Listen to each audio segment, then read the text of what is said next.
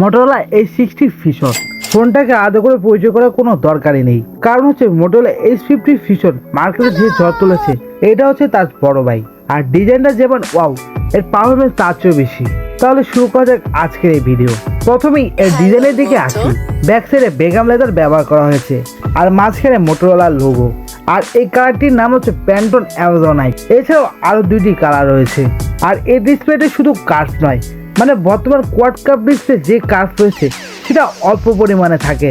আর এটা segment base 35 degree curve display এবং এর উপরে নিচে সব দিকেই কার্ভ এবং এর ওয়েট 181 গ্রাম এবং এখানে 5500 mAh ব্যাটারি ব্যবহার করা হয়েছে। নিচের দিকে sim card tray, microphone, USB type C port ও স্পিকার, ডান সাইডে পাওয়ার বাটন এবং এর সাথে আরো একটি মাইক্রোফোন। বাম দিকে একদম ফাঁকা, উপর দিকে ডলিয়ার প্রেস বার্নিং এবং নয়েজ ক্যান্সেলিং মাইক। আর এর বেস ভেরিয়েন্ট শুরু হচ্ছে 8256 দিয়ে এবং এর সিম কার্ড স্লট হাইব্রিড, যার কারণে আপনি দুটি সিম বা একটি সিম কার্ডের সাথে একটি মেমোরি কার্ড ব্যবহার করতে পারবেন। ফোনটির পিছনে লেদারের ফিনিশিং, তাই কেস ব্যবহার করাটা উত্তম, না হলে ময়লা হয়ে যেতে পারে।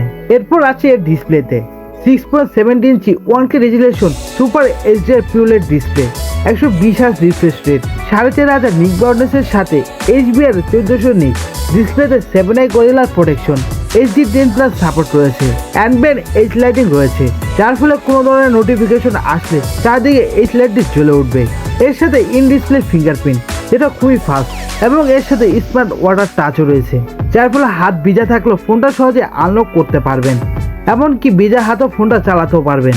এবং এর IP69 ওয়াটার ও ডাস্ট রেজিস্ট্রেশন রয়েছে এবং এর সাথে মিলিটারি স্ট্যাম্প গ্রেড সার্টিফিকেটও রয়েছে, যার জন্য হাত থেকে পড়ে গেলে তেমন একটা ক্ষতি হবে না। এরপর আসি ক্যামেরাতে। ট্রিপল ক্যামেরা সেটআপের এই ফোনটিতে দুটি ক্যামেরা পাচ্ছেন।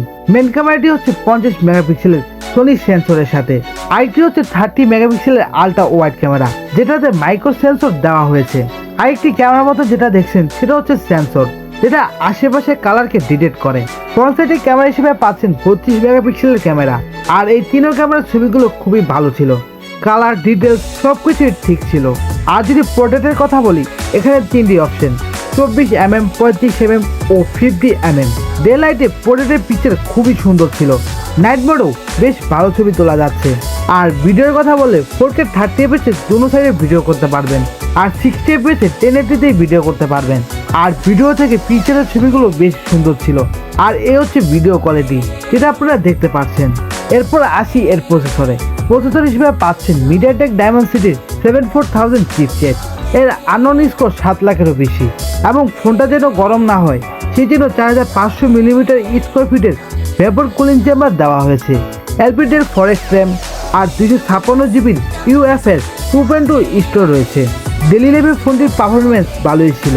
আর একটা জিনিস, এটা গেমিং ফোন না, তবে আপনারা পাবজির মতো গেম 60 fps খেলতে পারবেন। এছাড়া এর ওএস যদি বলি, এখানে হ্যালো রয়েছে, অ্যান্ড্রয়েড 50, 3 বছরের ওএস আপডেট এবং 4 বছরের সিকিউরিটি আপডেট রয়েছে। আর এই ফোনটিতে 4500 mAh ব্যাটারি ব্যবহার করা হয়েছে এবং সাথে 68 ওয়াটের চার্জার, যেটা আপনারা বক্সের সাথেই পাচ্ছেন। আর এই চার্জার দিয়ে ফুল চার্জ করতে 25 মিনিট সময় লাগে। এরপর আসি মোটো এআইতে। এআই পিকচার ক্রিয়েট, লোগোতে ডাবল ট্যাপ করে গুগল অ্যাসিস্ট্যান্ট অ্যাক্টিভ। কোনো মিটিংয়ে আছেন, এআই শুনে নেবে, তারপর সেটা অডিও আকারে আপনাকে দিয়ে দেবে। এরকম বেশ অনেক এআই ফিচার আছে, যেটা আপনাকে বলে বোঝানো যাবে না। এবং ক্যামেরাতেও অনেক এআই ফিচার রয়েছে। আর এই ফোনটি এখন পর্যন্ত বাংলাদেশে আসেনি, তাই এর দাম নির্ধারিত হয়নি। আর ইন্ডিয়াতে এই ফোনটির দাম 30,000 রুপি, যেটা বাংলাদেশি টাকায় কনভার্ট করলে 25,000 টাকা দাঁড়ায়। তবে এই ফোনটির দাম আরও বেশি হবে। সব মিলে ফোনটি কেমন লেগেছে তা কমেন্টে জানান।